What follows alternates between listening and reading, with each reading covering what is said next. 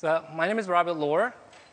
I work in the Sun ISV engineering organizations, and our main goal is really to work with ISVs and open source community to make the application run best on Sun.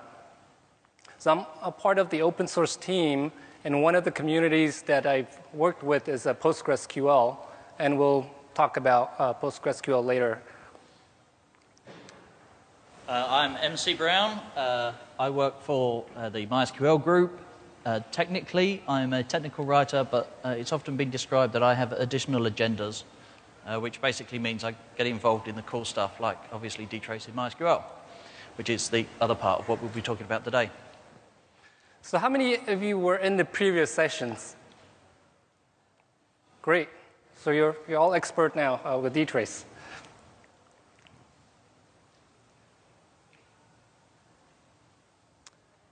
So in this session, we'll discuss how to add DTrace probes into applications, and we'll use MySQL and PostgreSQL as case studies, and we'll go with the probes that are in both databases and show how to use the probe to solve the database performance problems.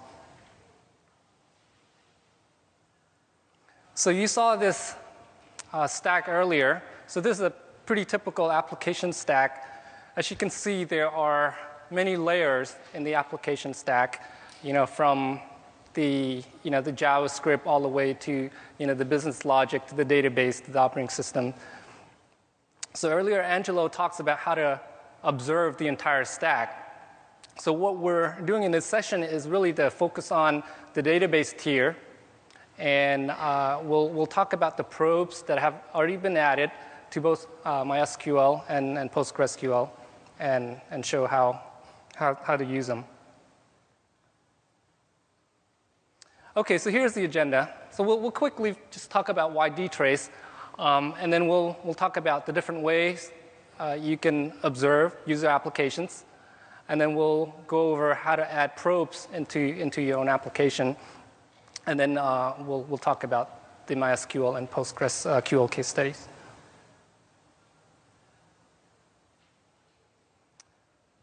So why DTrace?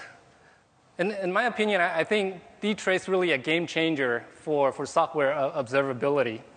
And these are the main reason. I think probably the most important one is that DTrace was designed to run in production environment.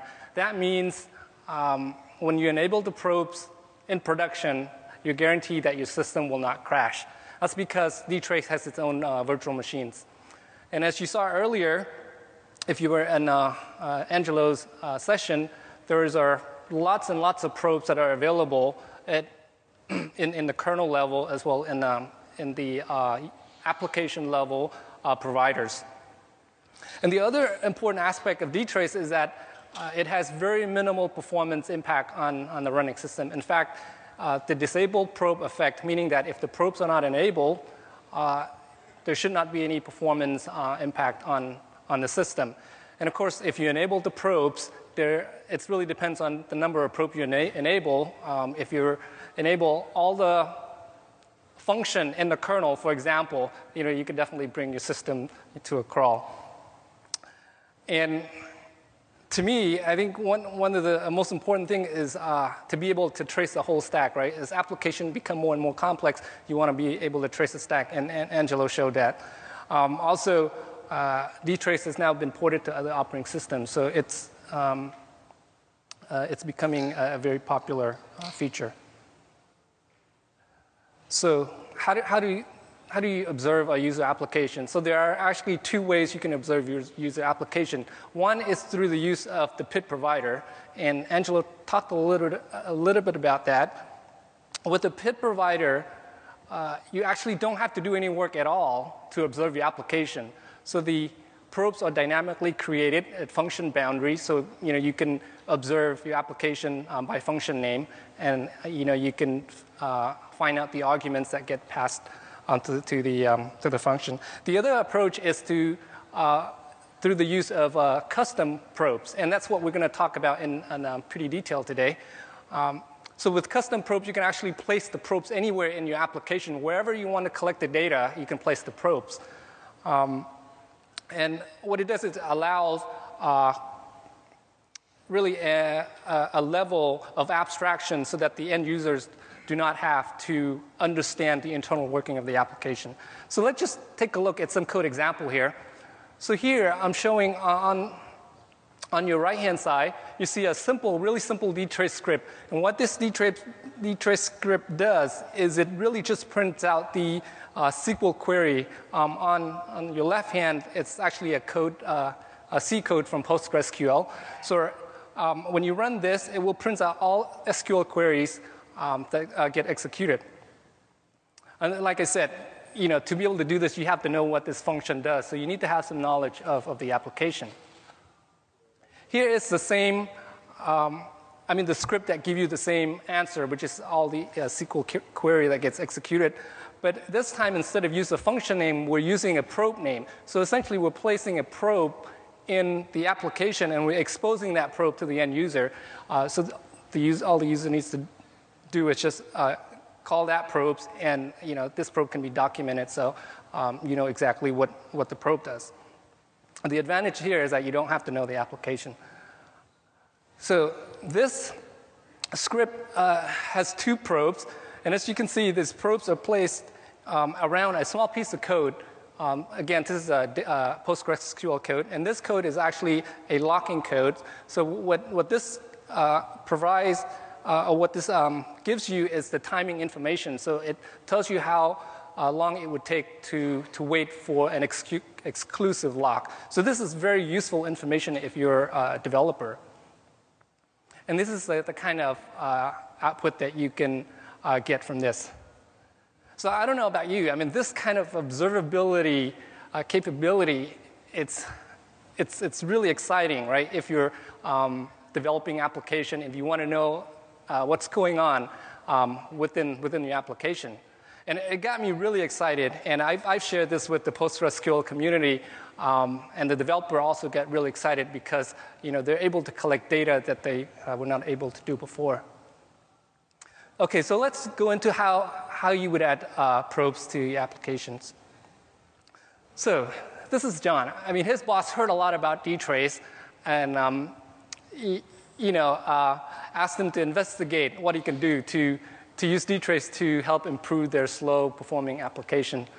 So John did some research, and he realized that the best thing to do would be to add probes into the application. So he went and got the DTrace documentation, but then the documentation, if you looked at it, it's more than 400 pages long. So he got a little bit perplexed with just so many pages to read. So is it really that difficult to add DTrace probe to your application? I really don't think so. It's actually really simple once you see it. If it's easy for me, I think it must be really easy for you guys as well. In fact, there are just 3 simple steps that you need to follow to add DTrace probes. So first, you would create what we call a probe definition file, where you list the probe, and then that probe definition file, when you compile, would generate macros, and you just put that macros wherever in your application that you want to collect the data, and then you just build and write some simple DTrace script to test the probes. So here, just a simple provider called Prime, which has 2 probes, find, prime, start, and done. And here, I'm actually putting the probes into the function. Okay, so I'm putting it at the top and somewhere in the middle. And then this is the step to build it. And then you can write a really simple DTrace probe to actually collect the data. So let's take a quick look at the demo. Okay, so like I said, that's the application. The probe definition file is the .d file, and your application prime is the .c. So I'm going to compile the application.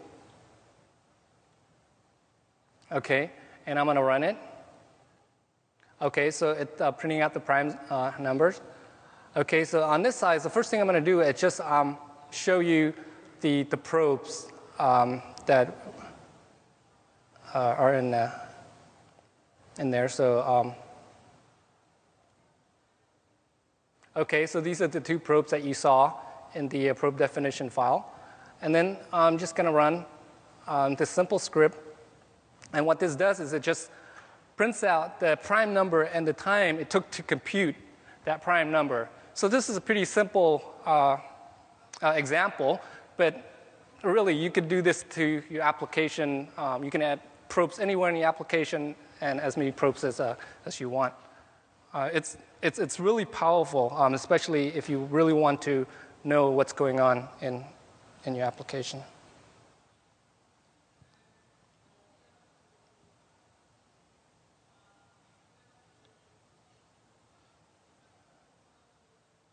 Okay. So, yes, I mean, as you can see, there's just very simple steps to getting probes working in your application. John. Okay, so now we're going to talk about the MySQL study, and MC here is going to take over.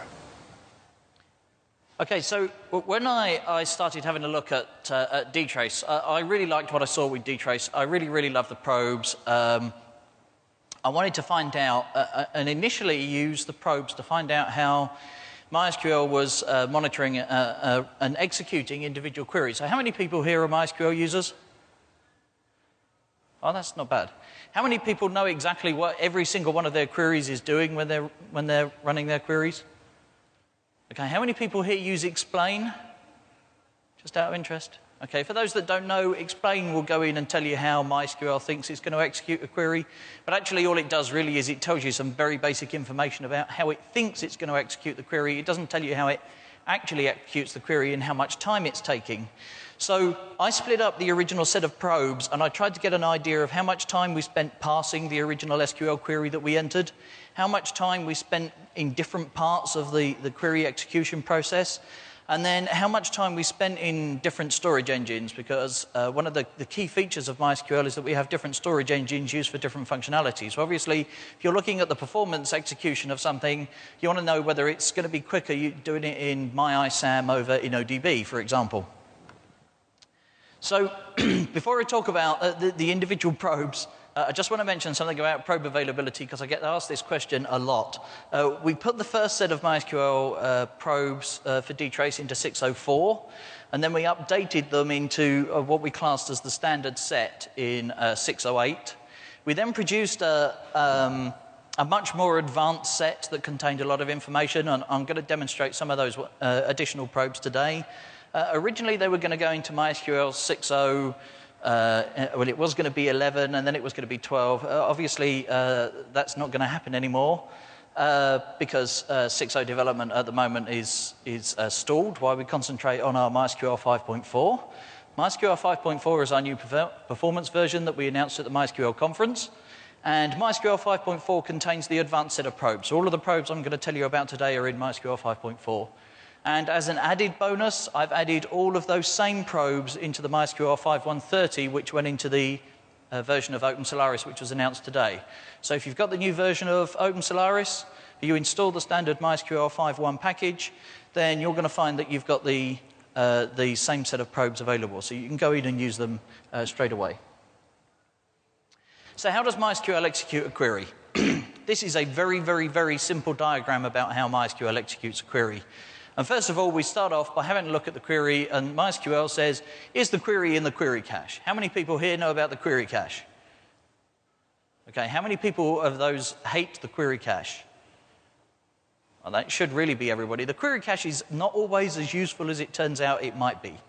And that's because it doesn't always query the right information, or if the information is made stale before you run the query that's supposed to be in the cache, the information is invalidated, suddenly it's not quite so useful. So knowing whether your statement was actually executed from the query cache or whether it was executed afresh is always very, very useful.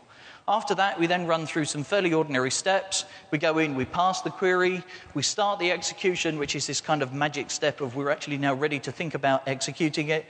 We go through a query optimizer step, which works out how best to execute the query. And the query optimizer step, actually, this is the point at which explain would normally then spit out the information about how it's going to execute the query.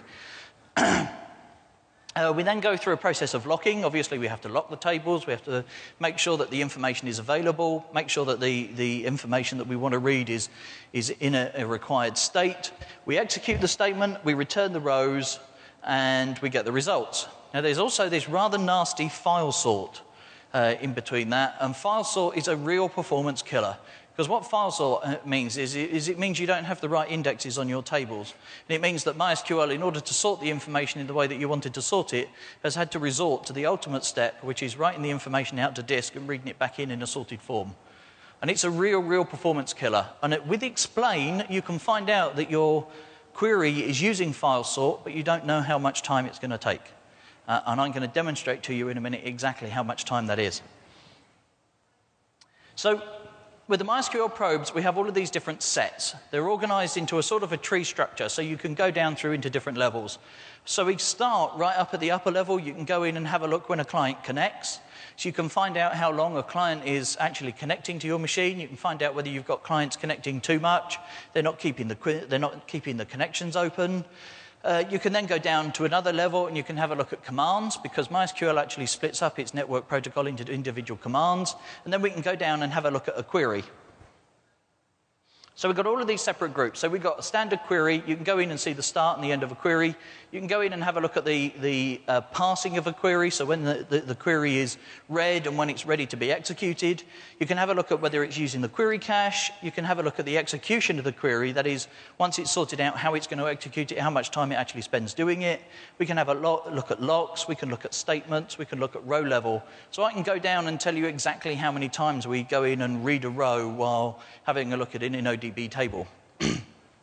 We also have a look at file sort. We also have a look at network statistics, so you can find out how much time your MySQL server is spent communicating with your clients and transferring information each way.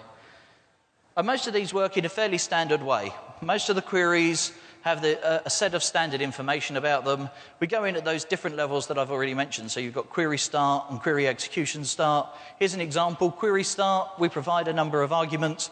So for those people who were in on Angelo's presentation, which was the one before this, he was talking about how we got the information out about how a query is executed. And the way he did that is he knew that the dispatch command that we use in MySQL, the query string was the first argument. But the only way he knew that is because he could read the source code. With our specific user-defined probes, I can go in and tell you exactly which argument is which. And in this case, the first argument is the query text. The second argument is the connection ID. That's the same as the process ID if you do show process list within MySQL. The database name, the user, and the host. So you can get all of this information about who is executing a query and what the query was and where they were executing it from. And then you can do all of the information. You can go in and do aggregates. You can go in and do times. You can go in and work out how long you're spending you're doing different operations. Obviously, you combine different probes together. You can go in and get a lot more information, finding out how much time you're spent parsing, finding out how much time you're spending in locks. Locks is really important because if you're using a multi-user application, obviously if your database is locked and one user is trying to access something and they can't get access to it, that's obviously going to be a real problem for you. Now, for all of the probes, we have a standard set of information. There is one slight exception to the rule in the statement probes. And the idea of the statement probes is that we've got a statement probe for each of the main operations. So if all you want to do is go in and have a look at how many times you're executing a particular select statement, you can go in and have a look at the select statement probe and get the information out. Now, the difference between these probes is obviously the information they return. For most of the probes, what we do is we return the amount of the number of rows that are being returned in each operation, or the number of rows that have been affected by the operation. So obviously, if you're doing delete, it's going to tell you how many rows have been deleted. For an update operation, we do something very, very special, which is we actually tell you not only how many rows would have matched the original query, but we also tell you how many rows have been changed. And that's a very important distinction, because if you've got 10 rows in a table and 5 of them have a value of 4, and you run a statement that says update and set this value to 4, actually you're going to match 10 rows, but you're only going to change 5. And that sounds like a really trivial piece of information, but when you're really looking deep at your queries, you want to know if your where clause is hitting more data than it really, really needs to. You know, it might be you want to change your where clause, so you say, don't tell me if it's already got a particular value. If your indexes are set right, it's going to execute the statement very, very quickly. So what I'm going to do now is I'm going to give you a very quick demo of 2 different DTrace scripts that can show us some really useful information. So if we could switch over, please. And if I could get my information here. So I've got a very, very basic DTrace script running in the background here. And this is this script here. Now, I'm not going to show you the script because it's very, very simple. I'm only having a look at timestamps. I'm only having a look at how much time we're spending executing the query, how much time we're spending in file sort, and whether we're using the file cache or not. Those are the very, very simple things that I'm doing. And I'm going to run a very, very simple query. And I've got a table here. It's got 20 million rows in it. I'm going to run a query. I'm doing an order by. I'm selecting the top 100 responses. Now, this query will sit here and it will run for a small period of time. I know exactly how long it's going to run, so all I've got to do is just talk over it until it finishes. So there we go. You can see within the query, within the client, we've got a time there of 17.64 seconds. But out of those 17.64 seconds, actually how much time were we spending actually executing the part of the query that was really, really important? This is a 20 million row table, right? Where we'd expect to be looking at all kinds of information and doing all kinds of things in order to get that. But if I go in and have a look at the output, you can see here that it spent 17,642 milliseconds executing the query, of which 17,640, that's all bar 2 milliseconds for those that can't do the math, it actually spent doing the file sort part. So I've gone in and I've selected 100 rows, and it took me almost 18 seconds, but it took me almost 18 seconds just to do the sort of the rows that it found that matched. What a crazy situation. If I go in and create the correct indexes, which I've done on a separate table because I don't want to make you guys sit here for 6 minutes while I talk, and I do exactly the same operation on a table with exactly the same data, you can say basically it comes back in no time at all. I'm looking at exactly the same information, I'm running exactly the same query, but I'm no longer doing the file sort. How many people think that's cool just from very, very quick?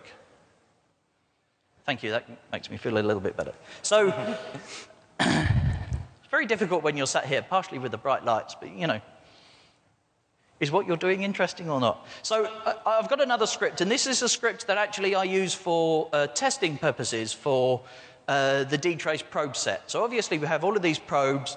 I think we have 57 probes now, and actually the number of times they appear in the source code is such that actually we have about 159, I think it is, individual probes within the MySQL source code. Because obviously when we go down and have a look at the individual row-level probes, we're going down to an individual storage engine, and it's returning information at a storage engine level.